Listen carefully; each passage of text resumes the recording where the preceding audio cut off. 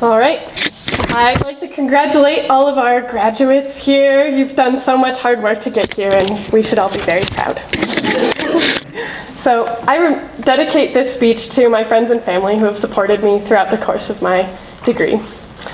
I remember watching my older cousins go off to college with trepidation as an elementary schooler. The thought of choosing a major, a single focus of study, was horrible. You would miss out on so many parts of the story. And it was very important for me to learn the whole story of everything.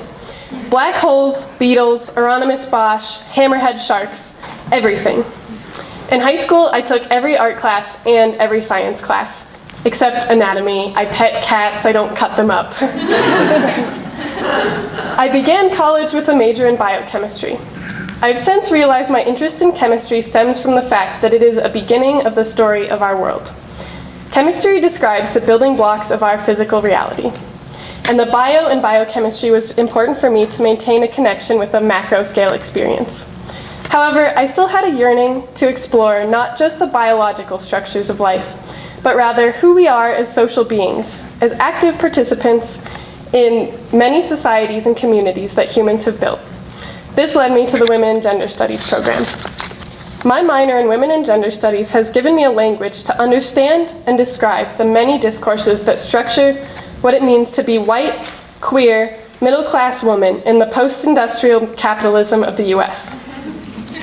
Show any one of us a 3-second makeup advertisement and we can talk your ear off about the complex, historically located assumptions.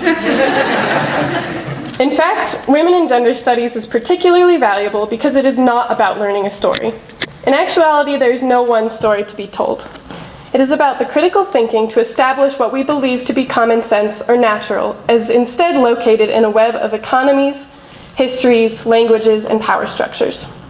It is about building connections between coffee farming, the politics of the Reagan administration, gender roles in Yagavila, Oaxaca, personal stories of agency, and changing environmental conditions. I'm sure nearly all of us have been asked, Women in Gender Studies, what will that be good for? And we know the answer is everything, all the time.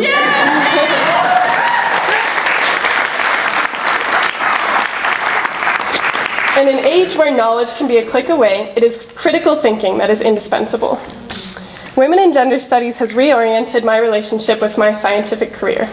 Namely, I have realized how vital it is for my work to be involved in building a better story for the world we live in. I am not content living with the story we have now, one in which Black folks are systematically punished for living everyday life, a story in which lush, diverse ecologies are rendered barren, a story in which products come with the additional cost of labor communities' slow death. Academia is a powerful place of privilege. As such, I am determined to use the privilege this university has afforded me to create weapons of evidence and knowledge crucial to inciting change. I'm so grateful to the Women in Gender Studies program for a theoretical background and a diverse community that continually demands a brighter and more progressive future. I'm so proud to be among the people here today who will carry on the good fight.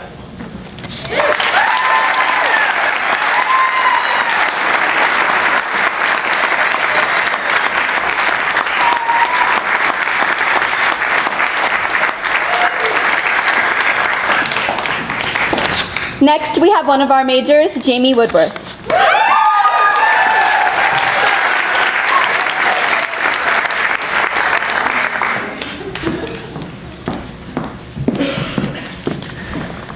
Hi. So I'm not a great public speaker, so bear with me. But I have some important things to say despite that. Okay. I'm not going to share words with you about how we've succeeded in college, succeeded in our journeys, and will continue to do so. As with any reflection, the deepest wisdom is not located in the essence of triumph, but in defeat, in the sincerest failures.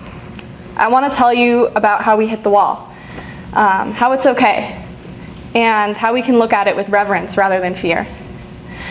As feminists, environmentalists, truth seekers, and stone rollers, we are all faced with the challenge of looking at the world with honesty. Therein, we can sacrifice ourselves to an idea, for a vision of the future, for a dream. I've seen myself crumble at the juncture of my politics in person. I've often shrunk to the challenge. I have made so many mistakes. I will continue to make many mistakes into my future. This is part of the poetry of my life. I could not elaborate on what I mean by this, or the courage that brought me here, without telling you about a woman who is very important to me. A woman who has given me more faith in myself and more faith in the world than 4 years of university studies. So I'm going to share with you the letter that I've written to her as a farewell. However, although I know that we're about to part ways, I'm confident that we are not yet about to part paths. This is a letter to my boss, Ms. Sarah Dawn Haynes, alum of CU and self-identified possibility cartographer at the CU Environmental Center. But I would say that she's a self-identified person in a lot of ways. Okay, here it goes. Dear Sarah Dawn Haynes, I've gone over in my head multiple times how best to thank you for everything that you've done and shared with me for these past 2 years. Over much time, in daytime thoughts and dreams, I still can't come to a suitable answer. In reality, it will take a lifetime of continued friendship to really convey what you mean to me. For now, in this moment, I can only write you this letter. Here I want to tell you about some truths in my life, and mostly how you have changed me. When I came to college, I had a vision of what I wanted, but I don't think I yet had the insight to see what I needed. In small ways, and over time, the pieces of that picture fell into place. In the beginning, it was largely unconscious. You've always told me to have faith in my path. Now, I think I have internalized that message to a much greater degree. It started with choosing women and gender studies, right before I met you. To be honest, I can't remember the real reasoning behind the choice. I tell people it was because of an intrinsic feminist tendency or because of a class, but neither of those reasons are true. It was the pull of mystery. In this way, my path found me at the start. Over time, it became decidedly more intentional, but I'll get to that. I laugh to myself now, and I think of my entrance into women and gender studies as a form of self-medication.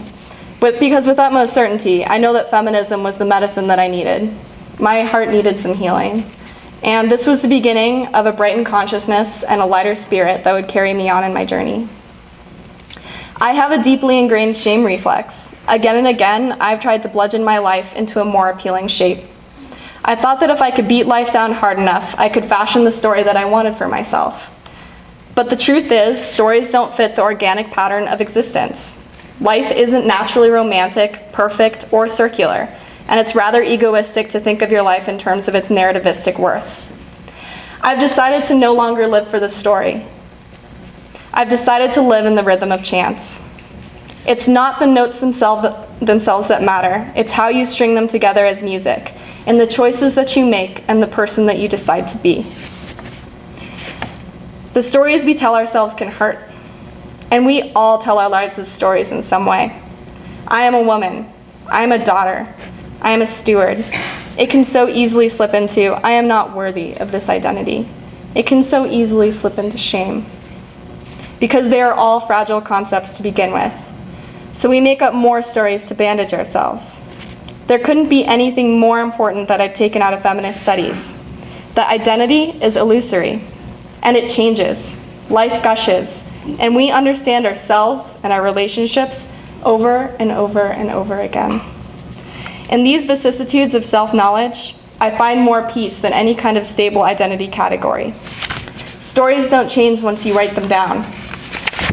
But we change and grow forever in outstanding and unpredictable ways. So have faith in your path. Like you said, that's what it means to live authentically. Who could want anything more beautiful than that? In this way, my personal feminist journey hasn't been understanding what it means to be a woman. I don't think there's any such thing. It's a journey of understanding what it means to be human.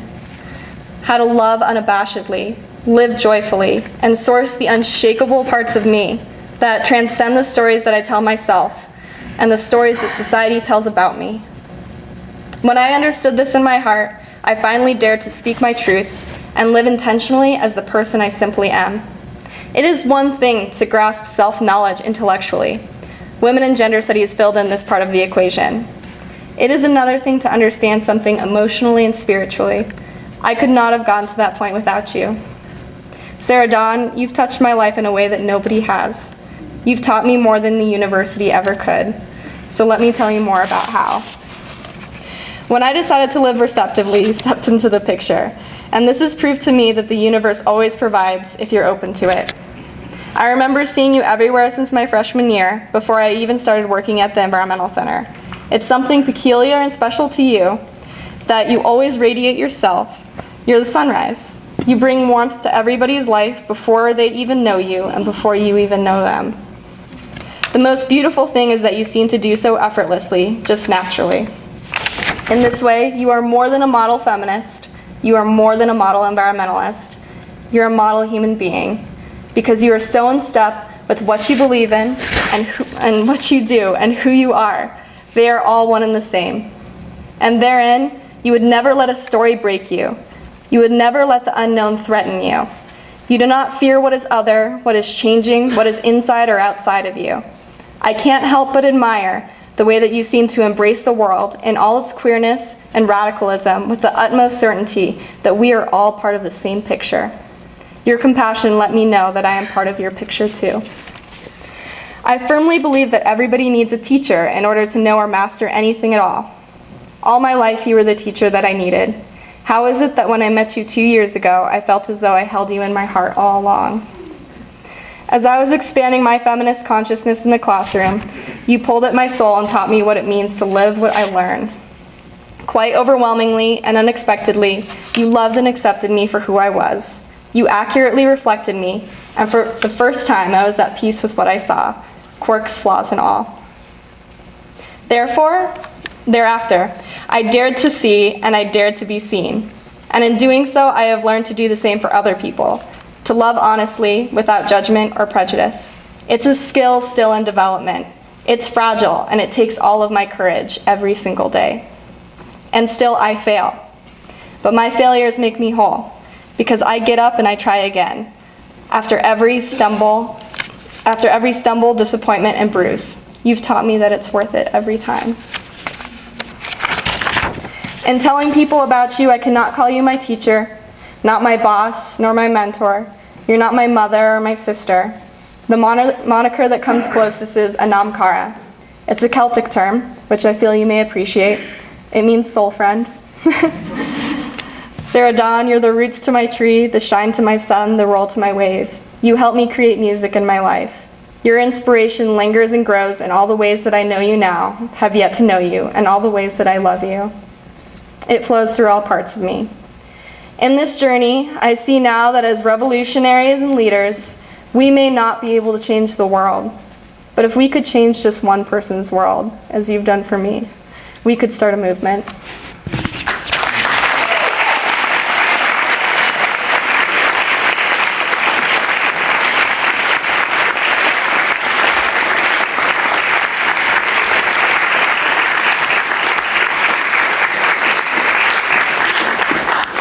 There's a reason we have Kleenex up here. All right. Yes. We'll pass it down. All right. And now we have another graduating major, Katie Rates.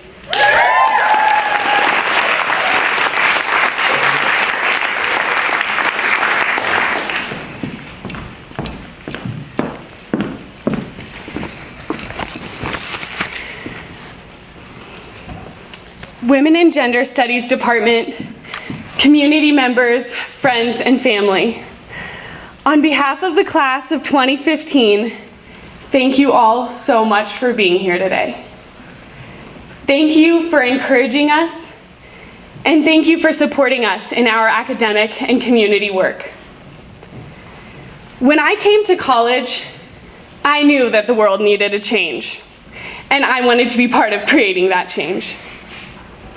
I chose Women and Gender Studies as my major because I wanted to learn the history of feminist movements and learn about the ways in which women, queer, and trans people and their allies are working towards social change, because I knew that history was necessary for grounding my work as a community organizer and activist. Along the way, I learned more than I had ever expected about the institutional structures that we are up against, as well as the pervasive norms that cause everyday people to perpetuate inequities. Basically, I learned that we're up against something huge. But in those classrooms, I also learned about our strength and our capacity to create the vision of the socially and environmentally just world we know is possible. Our power is in our numbers, our networks, and our relationships. Today, I want to share with you my understanding of our strength. When I was in an ethnic studies, theories, methods, and writing class, we read part of the book 1,000 Plateaus by Gilles Deleuze and Félix Guattari. That text introduced me to the concept of a rhizomatic structure. The theory of the rhizome came from the botanical structure that we can see in nature. A rhizome in nature is an organism that grows in many directions with many different nodes, interconnecting roots, and shoots that appear above ground. We in Colorado are familiar with a rhizome. A forest of aspen trees is actually all connected underground in one system. An aspen forest has hundreds of shoots, thousands of nodes, and a whole interconnected root structure that make it the largest living organism in the world. I think about all those involved in community work for change as a part of a social justice rhizome. We are involved in different movements which create different nodes, which create different shoots. Some of the movements represented today in this group are I2MCU, researchers working to improve campus climate, Black Lives Matter, people working for climate justice and an end to environmental racism, queer people engaged in advocacy, anti-sexual assault activists, reproductive justice advocates, and radical artists. We represent a powerful force of nature, expanding across dimensions and growing with each other in our movements and our action. And all of us here today are grounded through a vast network of roots represented by families, friends, and mentors. You all sustain us through life-supporting knowledge, wisdom, and advice. The histories and experiential knowledge you share with us grounds our work and helps us strategize, which increases our impact. Women in Gender Studies was, for me, a place to connect to this structure. I got to meet peers who shared my vision for the world. And we got to learn from professors who create radical spaces in the classroom and helped us find language for experiences we'd had and articulate arguments in response to injustices we've seen. And we got to read. We read authors who challenged the canon, authors who challenged the whole system of academia, and authors who had been political prisoners. We are all connected to those giants that we learned about in the classroom and to all the activists in the streets that we read about in the news today. Our commitment and our work contributes to this structure and makes it even stronger. A beautiful feature of a rhizome is its persistence. Someone can try and hack into a rhizome and cut it out, but the vast web has so many intricacies and such deep roots, they create a strong defense. And if you take and cut a part of a rhizome and transplant it, it will continue growing and spreading in its new home. So for all of us, as we look forward to our new chapter in life, take strength from the fact that we will continue to sink down roots, produce new shoots of activism, and find other nodes to touch and link up to. And every time you find a new mode of activism, you strengthen the global movement for social justice. Congratulations and good luck, class of 2015.